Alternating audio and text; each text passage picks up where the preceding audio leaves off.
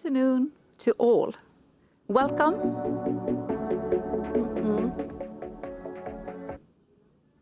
Good afternoon to all. Welcome to this special session of Research and Innovation Days, which I have the pleasure to moderate. Again, there will be an opportunity for you to put questions in Slido.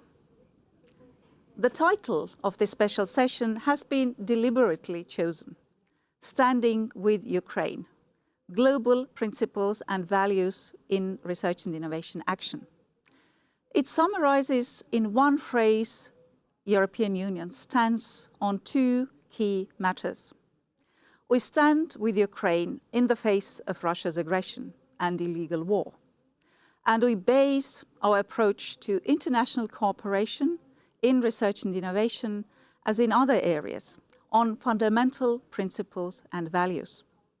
With every step that Russia takes to escalate the situation, our stance only grows stronger. In this session, we aim to elaborate on concrete support for Ukraine in the area of research and innovation and the key upcoming challenges that we should be ready to face. We will also discuss how this support links to our broader objective of implementing EU's principles and values in our international cooperation in research and innovation.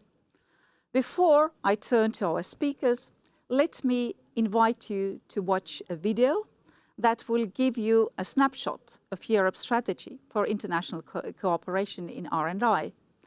As you will see, it is primarily about openness of our ongoing framework program for research and innovation, Horizon Europe. It is also about multilateral partnerships and, most importantly, about our fundamental principles and values. Global challenges require global solutions. Imagine how much better it would be if we could pool all our scientific resources and cooperate across national borders. The EU has made proposals to do just that. Research and innovation have been at the core of the EU's global response to fight the coronavirus pandemic. International data sharing platforms and results from European projects have shown how we can maximize access to the best scientific knowledge when we join forces. But it has also highlighted the importance of trust and of a level playing field. That is the basis of the EU's new global approach to research and innovation, delivered through three key actions. Firstly, Horizon Europe is open. Openness is essential. The EU and its member states are committed to maintaining strong international partnerships. Horizon Europe, the EU's research and innovation programme, is open to the world. Researchers from all over the globe are invited to participate in the programme in areas such as health, the green and digital transitions, and innovation. Secondly, joining forces through multilateral partnerships. The EU develops targeted international cooperation actions in calls for proposals in areas of mutual interest under Horizon Europe and exploits the opportunities for association to the programme. Thirdly, while pursuing a level playing field. Openness and partnerships are key, but at the same time, we need to protect our fundamental values and principles. This new EU approach will ensure that research and innovation are carried out fairly and used for the good of everyone. This is at the heart of Europe's approach to science diplomacy.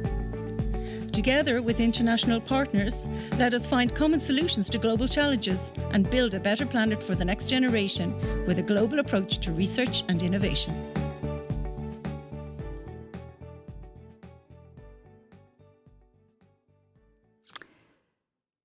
Now, before giving the floor to Commissioner Maria Gabriel, I'd like to ask you to join slido.com #RIDays 22, well, what you will see now on the screen. And next, it's my great pleasure to welcome Commissioner Maria Gabriel, Commissioner for Innovation, Research, Culture, Education and Youth, to deliver a keynote address. First, thank you very much for joining this special session of Research and Innovation Days. And we are very, very grateful for your leadership, for your full engagement in devising dedicated support measures for Ukraine. Now it's my pleasure to give the floor to you, please. Thank you very much, dear Signe and dear participants. First of all, it's a great pleasure for me to participate to this panel that's on a very important topic. And I would like to start by saying immediately that for us, science is a vehicle of solidarity. And this solidarity we would like today to express it again with Ukrainian innovation and research community. So I see particularly important here two objectives of this special session. First, to demonstrate once again that we fully stand with Ukraine and Ukraine's research and innovation community in the face of Russia's aggression and illegal war. And second, to show that our strategy to rely on principles and values when we build our international partnerships in research and innovation is more pertinent than ever.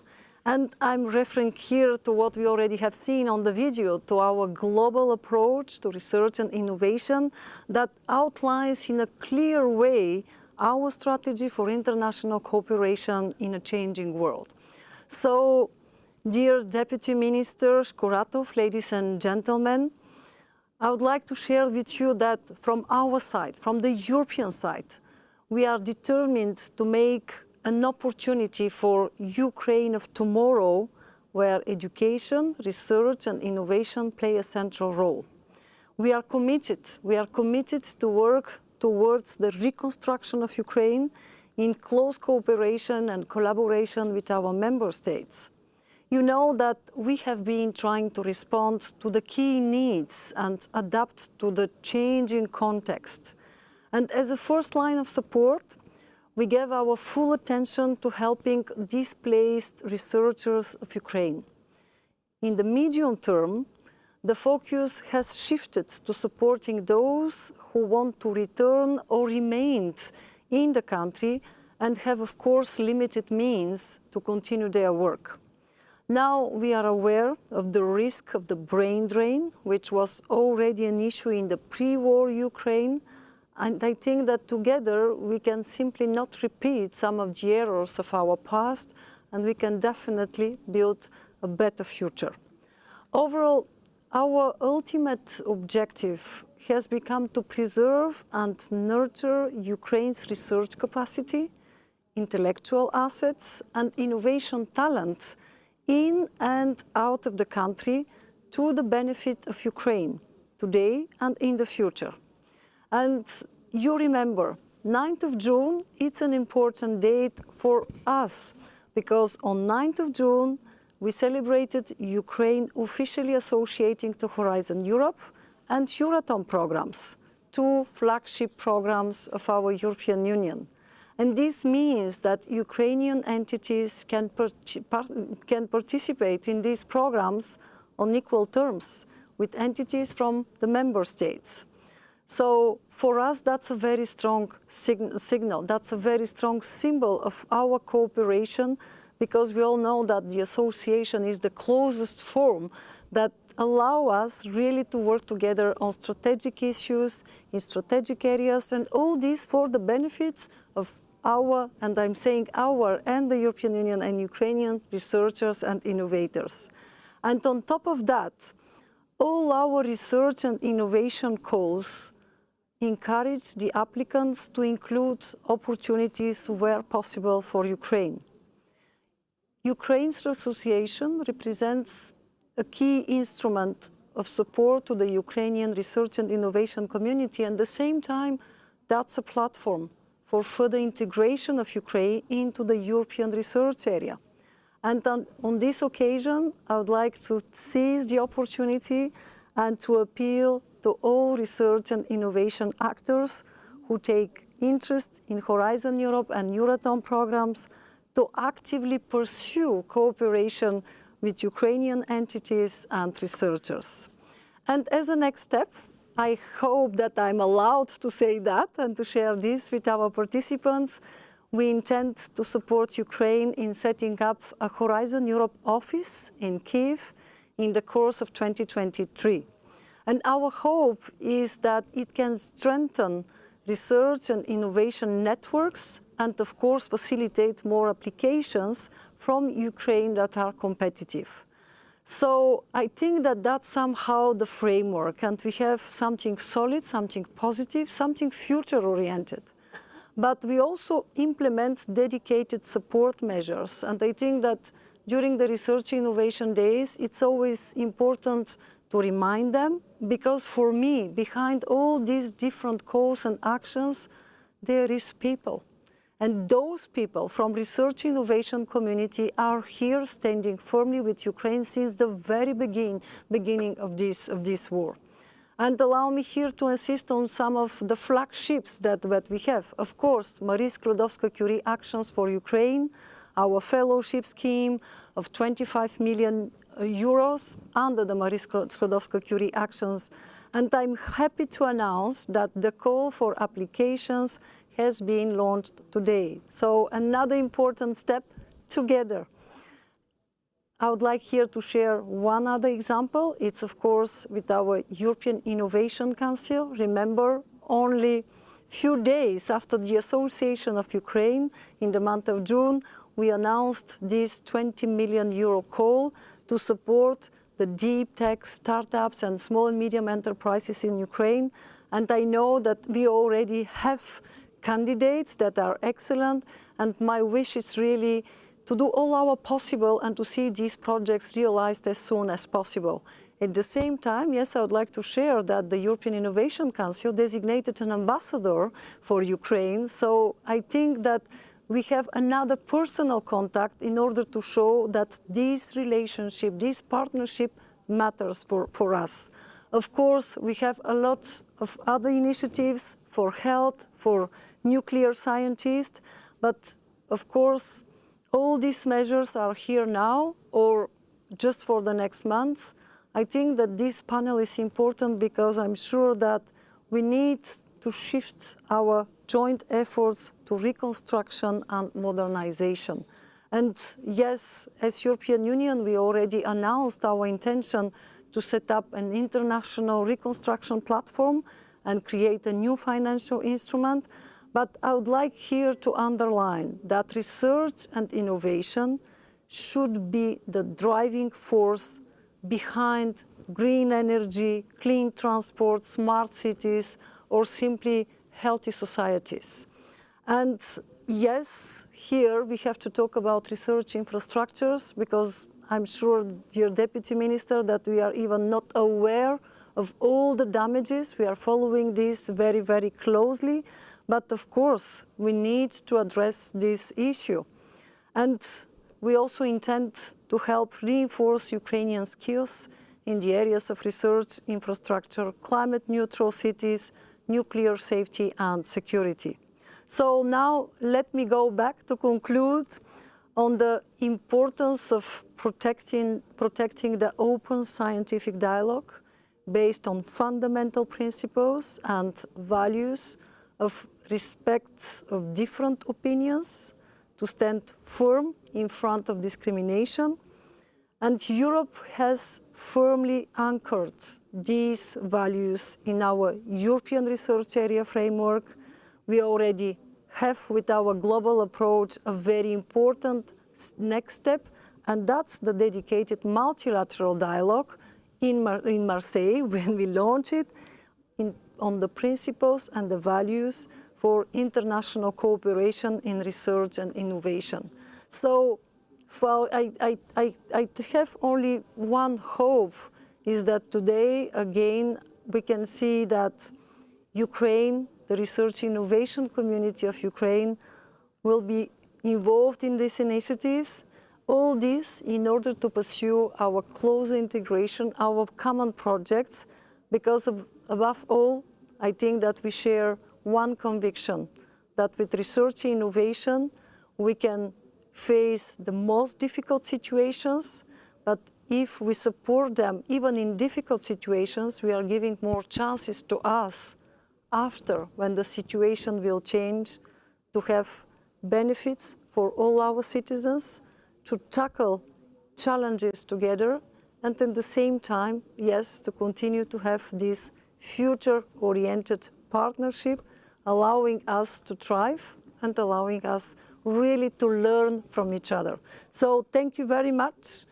Again, great support, and I don't know what will be the reaction of our participants, but now I would like definitely to listen to you, because believe me, your messages today are very, very important for us, not only for me, but for my team too. Thank you. Many, many thanks, Commissioner Gabriel. I'm sure that your warm words, especially about working together for Ukraine of tomorrow, where research and innovation plays a role, fully resonate both with our panelists as well as the whole audience. And I've seen that that Deputy Minister Kuratov was listening very, very carefully to what you were saying. And I guess we'll come back also, we'll hear from him really how the support measures that you described actually address the needs in Ukraine. But before that, we have, now I'm really honored to introduce our first panelist. Our first panelist is Amanda Crawford. She's Secretary General of the European University Association. Amanda is a linguist by background, and she's an expert in research, innovation, and education policy. She has also worked as Director of Science Europe and Director of the UK Research Office in Brussels. And Amanda will be sharing her thoughts about the role of core principles and values in research and in international research collaboration. So Amanda, floor is yours. Thank you so much. Good afternoon, everybody. It's an absolute pleasure to take part in this session. So my remarks this afternoon are based on two central principles. The first is the principle that cooperation across borders is at the absolute heart of scientific endeavour. As we all know, we live in a globally connected world, and so knowledge sharing and research collaboration must go beyond borders. And universities and, of course, other research actors cannot be anything other than open to international exchange. The second principle is the fact that values, by which I mean values such as academic freedom, institutional autonomy, independence from political interference, solidarity, equality, evidence-based decision-making, all the values that we're familiar with in this space, they are fundamental to that scientific endeavour.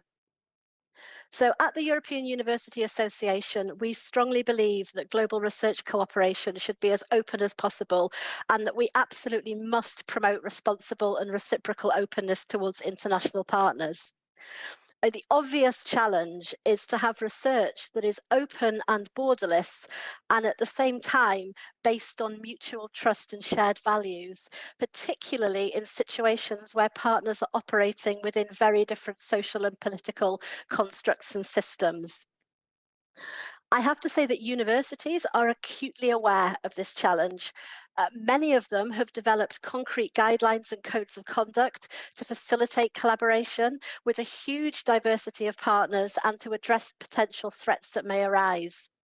Essentially, for universities, this is all part of due diligence and risk management as a core of their activities. In terms of how we deal with this issue of values, I think that the key is to take a really proactive approach to it. For institutions to have strategies in place up front, to know in advance of collaboration what their values are and why and how they want to collaborate, and to have dialogue with potential partners in the most timely and the most open manner possible. We very much welcomed the Commission's communication last year on the global approach to research and innovation. But like any policy document, it's just a starting point. And I think that every research organisation really needs to reflect on its own values and its own approach and really talk with its international partners. I'd also like to say that whilst we all recognise that there are some situations where research has to be restricted out of necessity, such as for security reasons, in general, academia should have the freedom to decide on their international collaborations and to protect their own values and principles. To give you a very concrete example, while we of course very strongly condemned the Russian invasion of Ukraine and called for solidarity with Ukraine, we potentially still also saw exchanges between European and Russian researchers as a means of exercising academic diplomacy, although of course only where this is clearly based on shared values. So coming to Ukraine specifically, I just want to stress that EUA absolutely supports and stands by Ukraine. We are extremely proud to be part of the consortium launching the fellowship programme just mentioned by Commissioner Gabriel.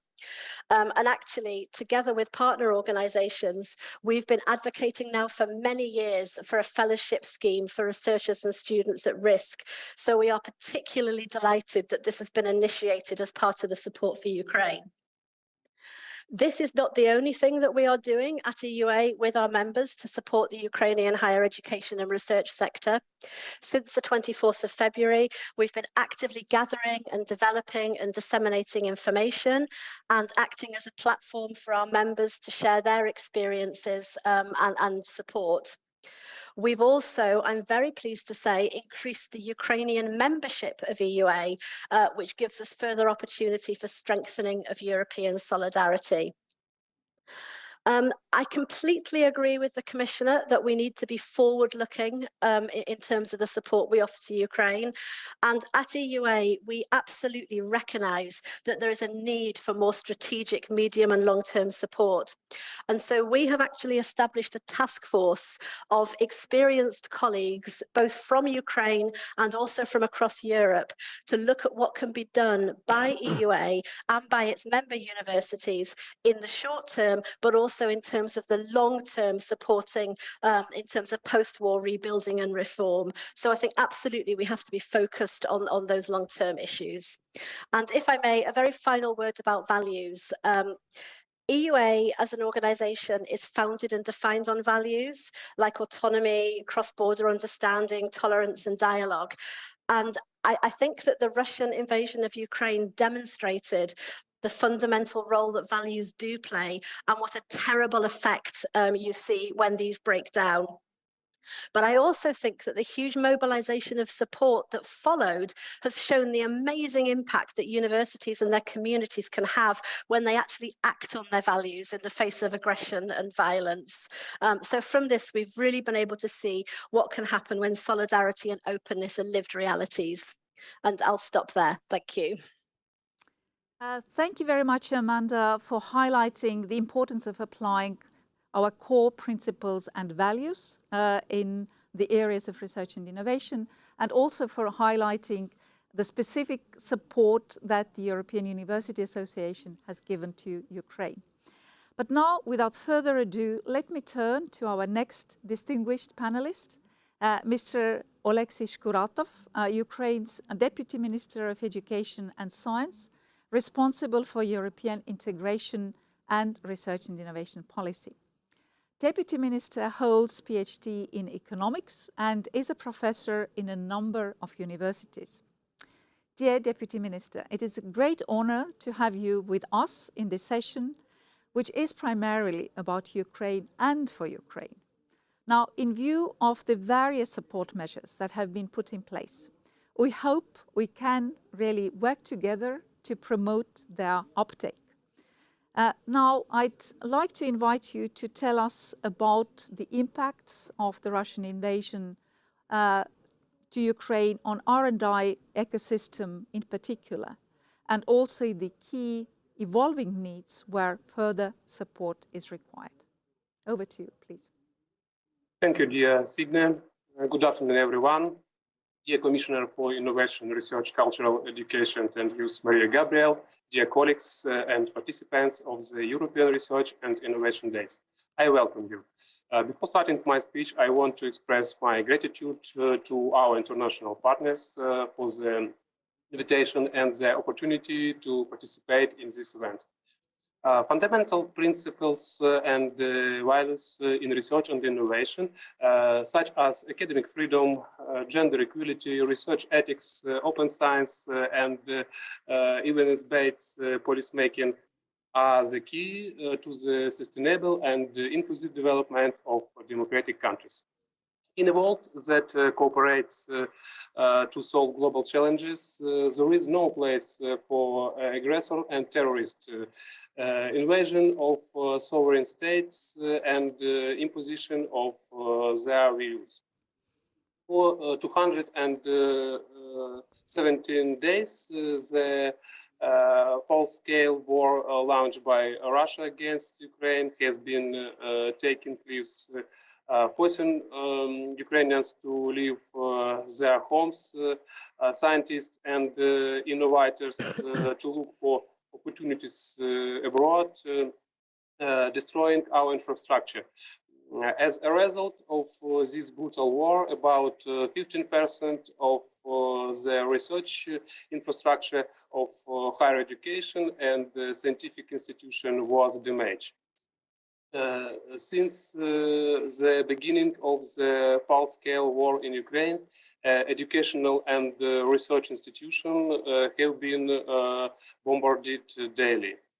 Every day, Ukraine demonstrates courage and heroically resists Russian aggression, working tirelessly to overcome the influence of the invading action.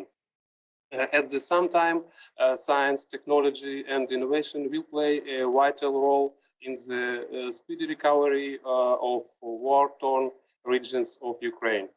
To preserve and further develop the scientific sphere, to support its ability and to ensure the realization of intellectual potential, to use the achievement of domestic and world science and technology.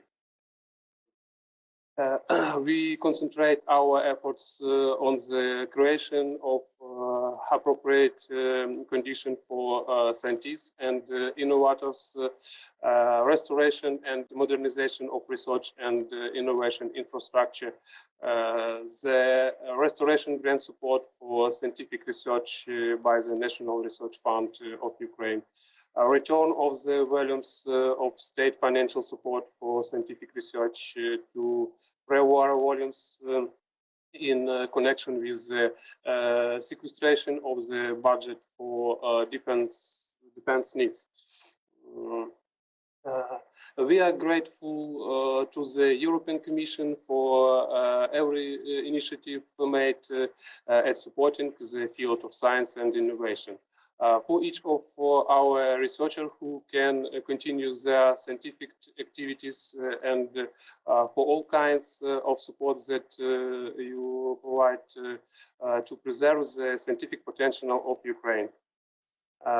We are incredibly grateful for the decision taken by the EU to provide tangible means of support to the Ukrainian research and innovation community by allowing Ukraine to participate in Horizon Europe and Euratom programs without having to contribute financially for the years 2021 and 2022.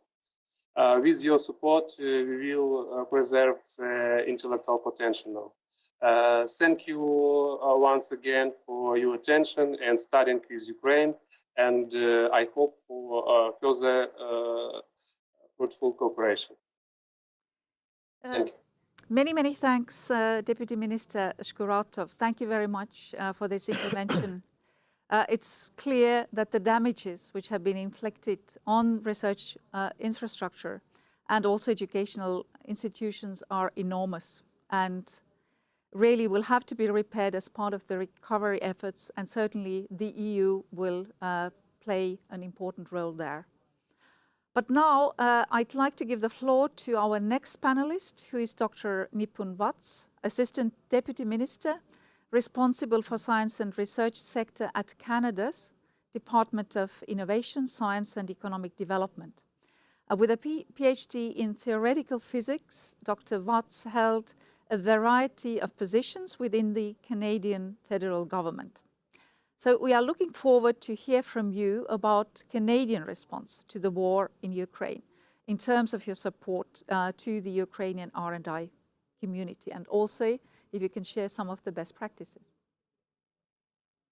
Thank you very much, Signe, and greetings to Commissioner Gabriel, fellow panelists, and our audience today. It's my pleasure to share with my fellow members of the panel and audience the emphasis that Canada places on supporting global good governance and moral principles in our international policies and science collaborations, and how we are supporting Ukraine through our science programming. The last 2.5 years have underscored that we live in a deeply interconnected world. Canada is a large country in area, but with a small population, we recognize that we cannot go it alone.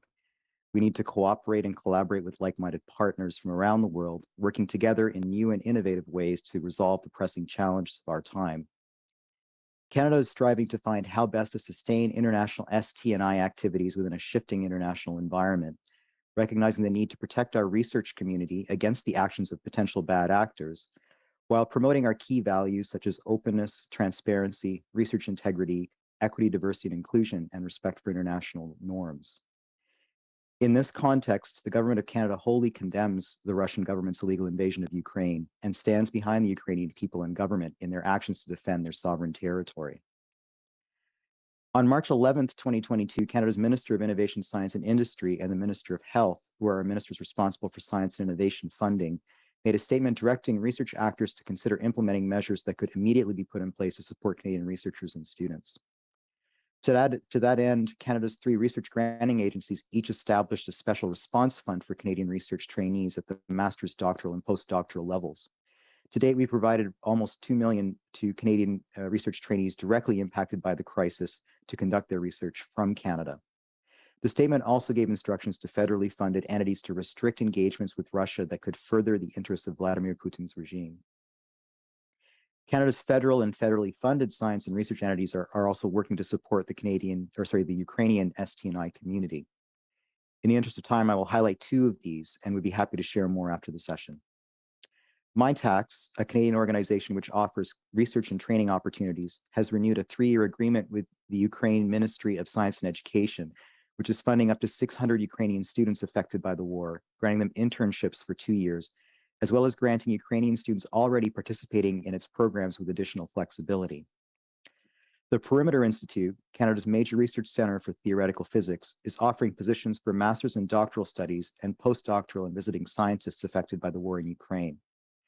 Perimeter has also been in touch with Kyiv's academic university and National Kyiv University to flag our interest in providing further help in the reconstruction and securing physics research within Ukraine, which is expected to take shape over the coming years.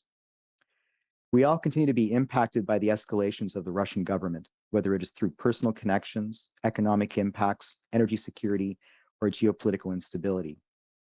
However, it is through standing up for our values and working collaboratively with our key trusted partners that we can create better opportunities and outcomes. This is why strategic partnerships with like-minded countries, especially those within the EU 27, are critical. To that end, we are examining the potential of closer ST&I relations under Horizon Europe, which we see as an excellent mechanism to support our shared ambitions in science and in our wider international relations. Thank you. Many thanks, Assistant Deputy Minister. It's really heartwarming to see the scale of support to Ukraine, which really stretches across the continents. And this once again demonstrates that we are like-minded countries with Canada, and I'm looking forward to strengthening our cooperation, hopefully through the association, Canada's Association to Horizon Europe program. But now it's time to invite our final panelist, Sinead O'Corman, as the European Director at Scholars at Risk. She has been promoting the cause in Europe for many years by advocating for academic freedom and creating work opportunities for researchers at risk. The latest addition is the MSCA for Ukraine fellowship scheme under the Marie Skłodowska-Curie Action Program of Horizon Europe, which is implemented under coordination of the Scholars at Risk hosted at Maynooth University in Ireland. So thanks a lot for being with us. Now the floor is yours. Thank you very much, Signe, and thank you so much to the European Commission for inviting Scholars at Risk Europe to be a part of today's event. It's an honor to join the esteemed panelists here today. I'd like to begin by saying on behalf of Scholars at Risk, and we're an international network of over 600 higher education institutions, that we want to do everything we can to support colleagues who are still in Ukraine right now, and at the same time to support those who cannot work safely in the country at the moment to work elsewhere, to help them prepare for return when the time comes, and to support their institutions both now and through the long rebuilding ahead. In particular, we welcome the creation of the EU-funded MSCA for Ukraine Fellowship Scheme as part of the EU's response to Russia's invasion of Ukraine.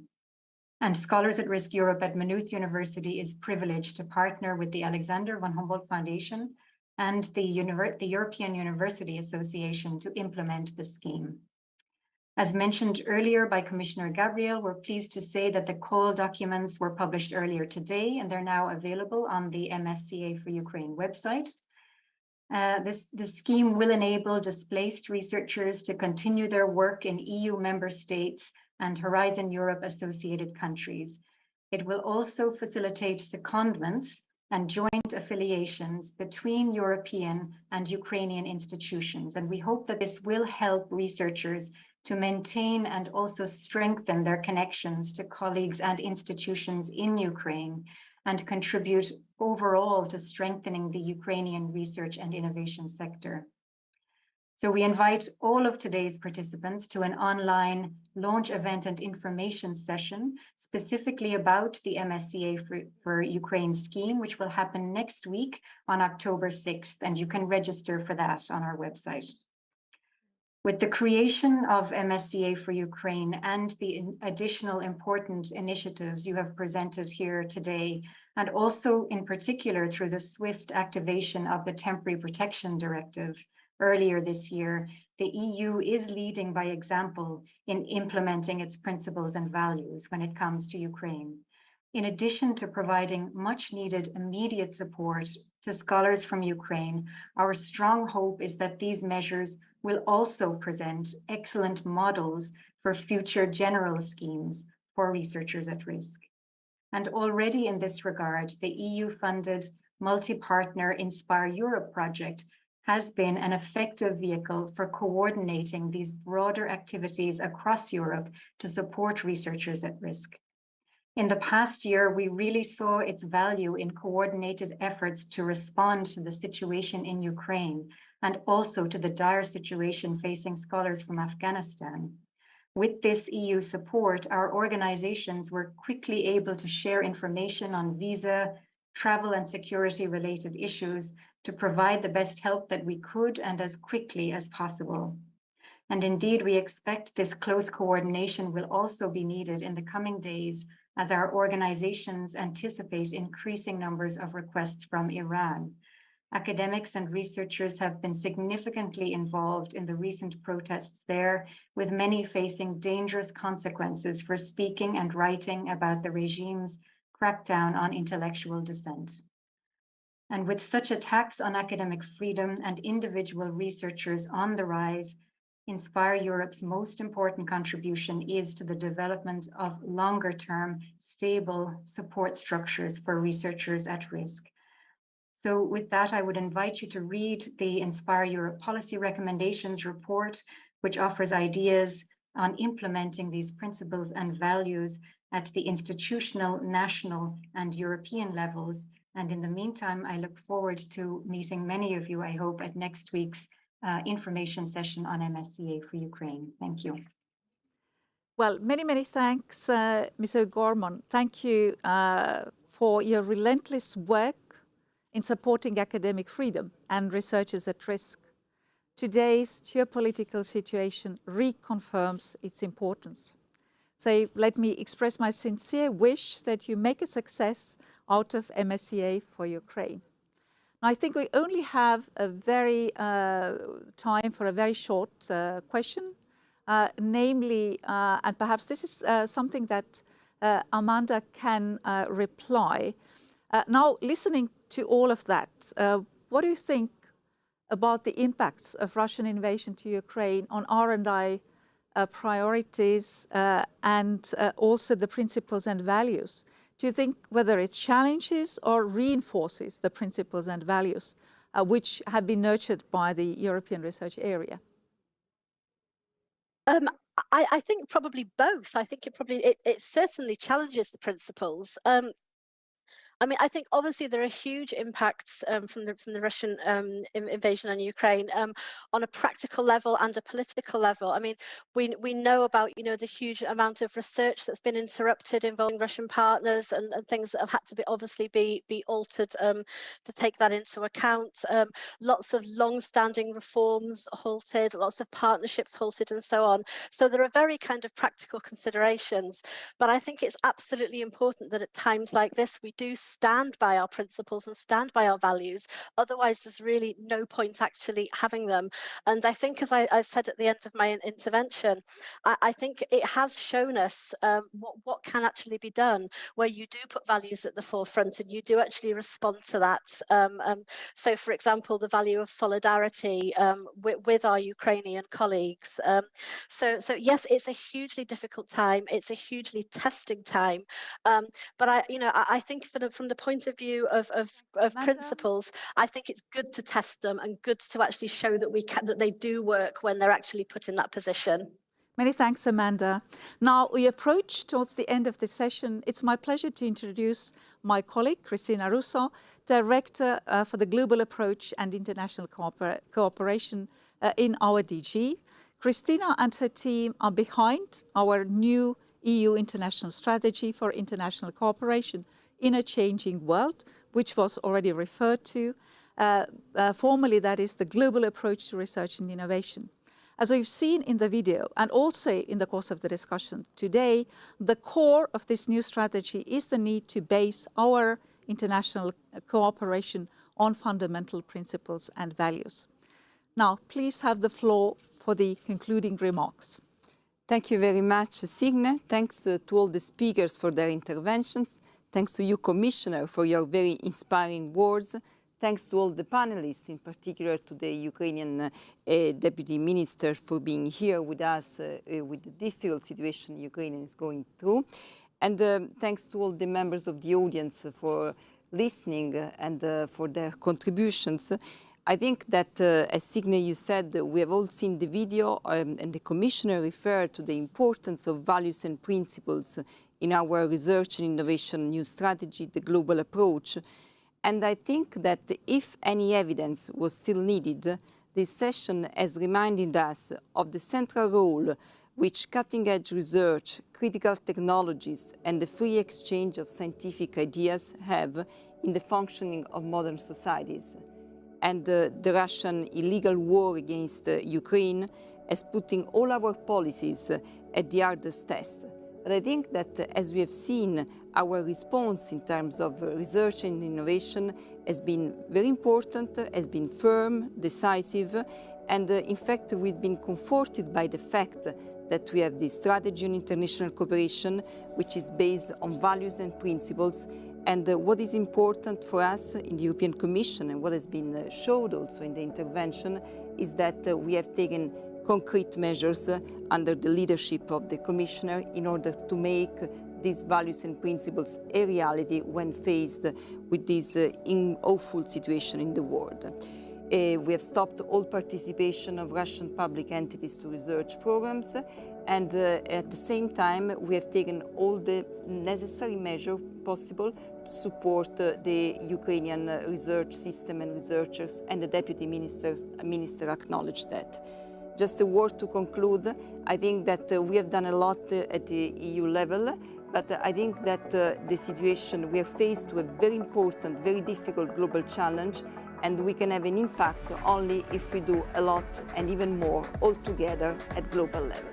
With that, I would like to thank you all for the participation and close the session. Many thanks, Cristina, Commissioner, all speakers. Thank you very much.